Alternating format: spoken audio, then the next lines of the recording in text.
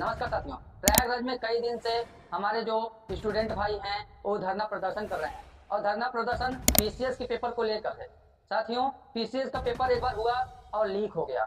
इतना बड़ा पेपर हो रहा है, इतनी बड़ी संस्था करा रही है और लीक हो जा रहा है, और हमारा उत्तर प्रदेश सरकार दावा ठोक के कहता है कि ना यहाँ पे माफिया राज है, ना यहाँ पे पेपर माफिया है। और उत्तर प्रदेश सरकार ये कहती है कि जो पेपर लीक या मुन्ना भाई होंगे हम उसको ऐसी सजा देंगे कि फिर पेपर लीक नहीं होगा।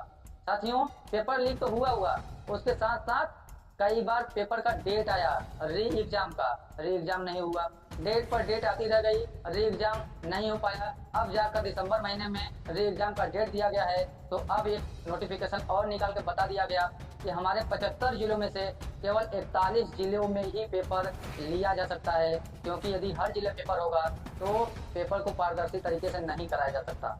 साथियों, यदि पेपर को हर जिले में पारदर्शी तरीके से नहीं कराया जा सकता तो इसका मतलब ये है कहीं न कहीं उन जिलों में भ्रष्टाचार, पेपर माफिया और जो छोटे मुन्ना भाई बोलते हैं आप लोग, वो अभी जीवित हैं। और यदि वे जीवित हैं तो किस प्रकार से सरकार कहती है कि हम भ्रष्टाचार को मुक्त कर दिए हैं, किस प्रकार से सरकार कहती है कि हम पेपर माफिया को मुक्त कर दिए हैं। साथियों, इस पे सरकार को सोचना चाहिए। साथ में जो 41 जिले पास हुए हैं उनके अलावा जो 34 जिले नहीं पास हो पाए इस टेस्ट में, तो पूछिए कि क्या कारण है, कि आप क्या इंफ्रास्ट्रक्चर की कमी है, कि संसाधन की कमी है, कि यहाँ पे आप लोग डर रहे हो ऐसे माफियाओं से जो पेपर लीक करा देंगे। यदि वो पेपर लीक करा देंगे तो आपका शासन और प्रशासन क्या कर रहा है?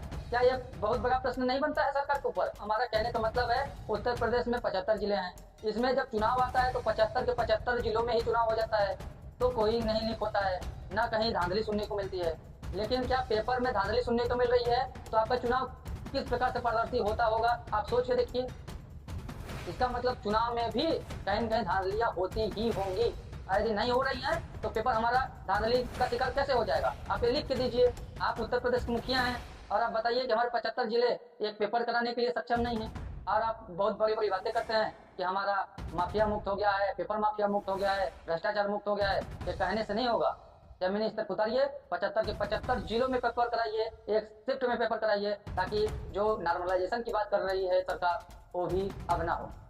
साथियों, हम नॉर्मलाइजेशन जब नोटिफिकेशन में नहीं था तो यहाँ पे कैसे, पीसीएस में नॉर्मलाइजेशन कैसे? यहाँ पे जीके के कई प्रश्न है, जीके के प्रश्न में आप कठिनाई और नॉन कठिनाई आप कैसे वेरीफाई कर पाएंगे, बताइए।